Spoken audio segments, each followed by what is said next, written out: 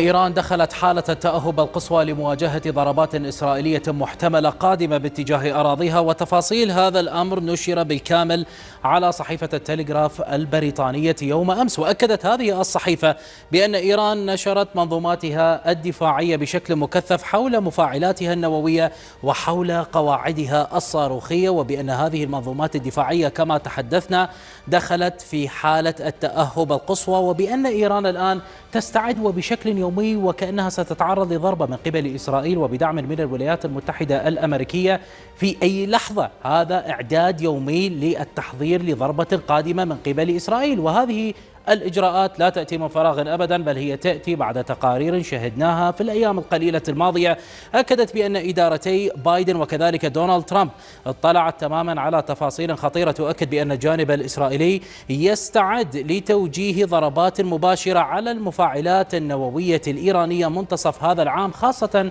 وأن الجانب الإيراني قد تقدم نوويا كثيرا وليس هنالك أي اتفاق حتى هذه اللحظة مع إيران، لا بل أن عقوبات الضغوط القصوى التي أعاد فرضها مرة أخرى دونالد ترامب، عقوبات السناب باك ستنتهي صلاحيتها من ضمن الاتفاق النووي منتصف هذا العام، وأن لم يكن هنالك أي اتفاق أو أي تنازلات حتى منتصف هذا العام إسرائيل ستوجه ضربة باتجاه هذه المفاعلات النووية ولن تنتظر أبدا. وبالتالي واضح جدا بالنسبة للجانب الإيراني هو يستعد ليس فقط لمحاولة إفشال هذا الهجوم من خلال نشر هذه المنظومات الدفاعية، لا بل أن إيران هي تضع في حساباتها بأن الجانب الإسرائيلي يخطط أيضا لضرب هذه القواعد الصاروخية، وذلك من أجل أن تقوم إسرائيل والولايات المتحدة بتعطيل القدرات الهجومية الخاصة بإيران لحرمانها بعد ضرب المفاعلات النووية من تحقيق أي ضربات انتقامية مؤثرة باتجاه العمق الإسرائيلي. وطبعا الجانب الإيراني هنا يضع في حساباته بأن هنالك أيضا منشآت أخرى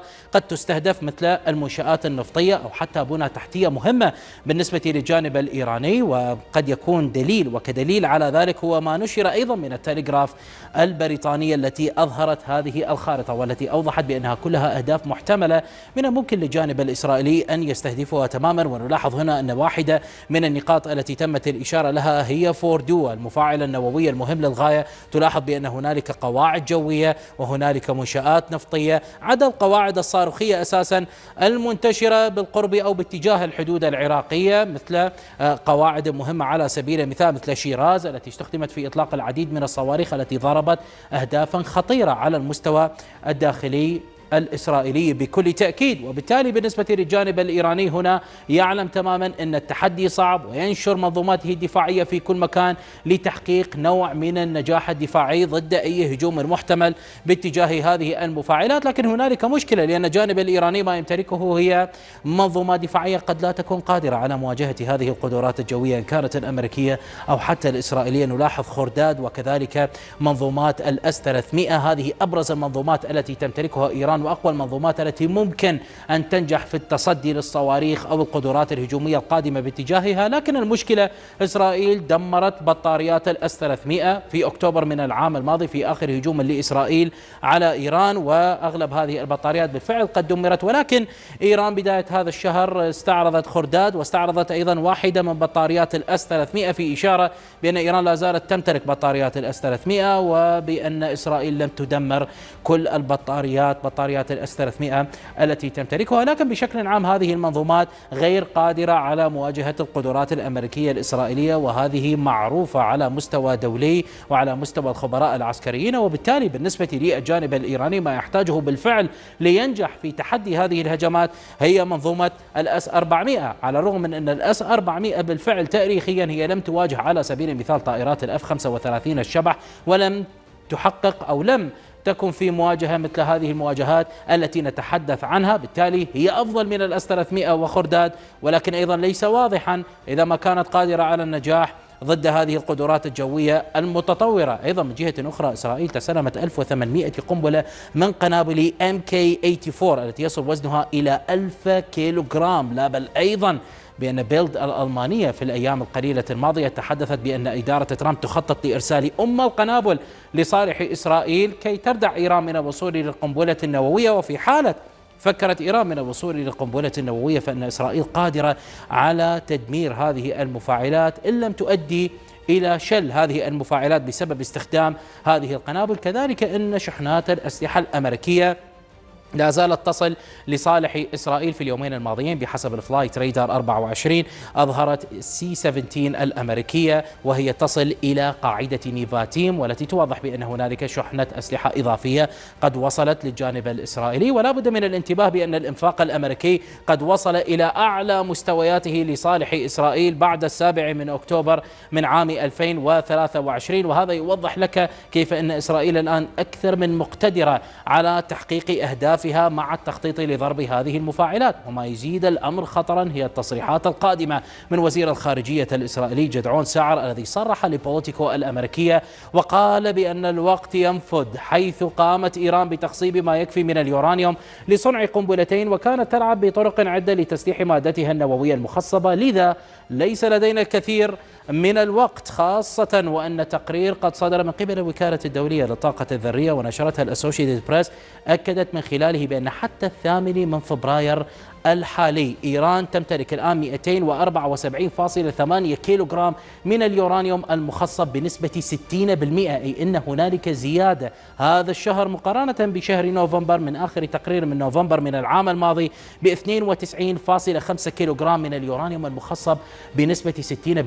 يعني ذلك بأن إيران أكثر من قادرة مع التراكم لليورانيوم المخصب بنسبة 20% وبنسبة 5% قادرة على الوصول للقنبلة النووية إن أرادت ذلك اليوم وبفترة قصيرة للغاية. بالتالي الجانب الإيراني يعلم بأنه قد لا يكون قادرا على صد الهجمات القادمة باتجاه المفاعلات أو القواعد الصاروخية، لذا إيران أيضا تستعد لسيناريو غلق مضيق هرمز وكذلك الخليج العربي أو حتى خليج عمان. وهذه مسألة تعلم إيران تماما بأنها قد تكون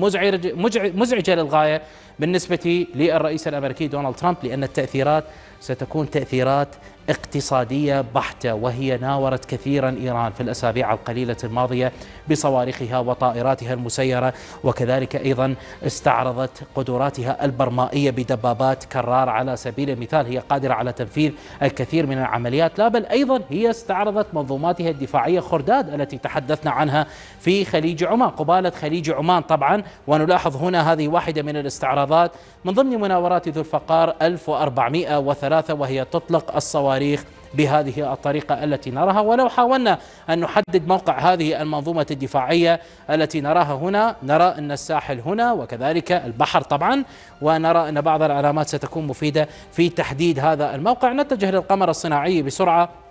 وسنلاحظ بأن هذا الموقع يقع في تشابهار إلى جنوب قاعدة تشابهار للطائرات المسيرة المعروفة، وهذه هي النقطة تحديدا عند الساحل التي سنتجه إليها وتصبح واضحة بالنسبة لنا، ونرى بأن كل شيء متطابق مع ما كان ظاهرا. نرى البحر ونرى نفس العلامات طبعا واضحة، بالتالي لا شيء مختلف، وبأن هذه المنظومة الدفاعية كانت موجودة هنا. نلاحظ هنا كيف أن الصورة متطابقة وتوضح لك بالفعل أن هنالك منظومات دفاعية هنا، ووجود المنظومات الدفاعية هنا هو لحماية أيضا القدرات الهجومية الخاصة بإيران للهجوم على هذه المياه الدولية ومضيق هرمز، ولتتصدى لأي ضغط كبير، وبالتالي ستكون أكثر من قادرة على تنفيذ هذه العملية، قد تكون حتى باتجاه قواعد للقوات الأمريكية في الخليج العربي تحديدا. وهذه مسألة محتملة ومحتملة للغاية، ولا بد من الانتباه بأن إسرائيل أيضا ترى بأن هذه القدرات باتجاه مضيق هرمز، وحتى الولايات المتحدة ترى بأن هنالك تطورا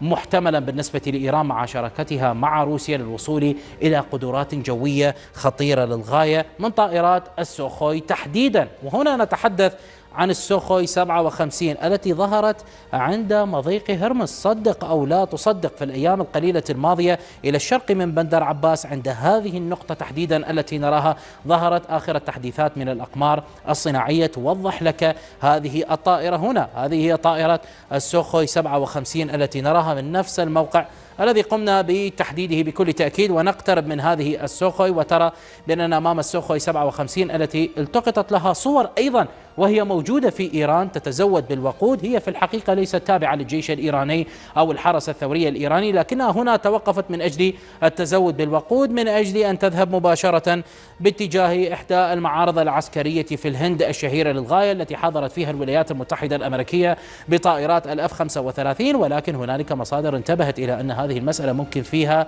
أن تكون هنالك إشارة لوصول هذه الطائرة لأول مرة وهبوطها في بندر عباس بهذا الشكل في هذه المنطقة، فيها إشارة خطيرة للغاية بأن من الممكن أن روسيا تخطط لبيع هذه الطائرات لصالح إيران مع الشراكة الكبيرة بعد كل ما شاهدناه في الحرب الروسية الأوكرانية، وخاصة أن إيران قد اشترت بالفعل السوخوي 35. لم تتسلم هذه الطائرات، ولكن هنالك معلومات نشرت على إيران أوبزرفر كانت قد أكدت بأن إيران قد تسلمت 5 طائرات من طائرات ياك 130. هذه الطائرات تحديدا التي استعرضتها أيضا إيران مؤخرا هي طائرات مثيرة للاهتمام، سريعة، قادرة على المناورة. استخدمت أيضا كما نلاحظ هنا في إطلاق إحدى الصواريخ من هذه الطائرة باتجاه إحدى الطائرات المسيرة وأصابتها بدقة عالية للغاية. هذه الطائرات تسلمتها الآن إيران لأنها متخصصة في تدريب الطيارين الإيرانيين على قيادة السوخوي 35. بالتالي هذه مسائل مثيرة للاهتمام،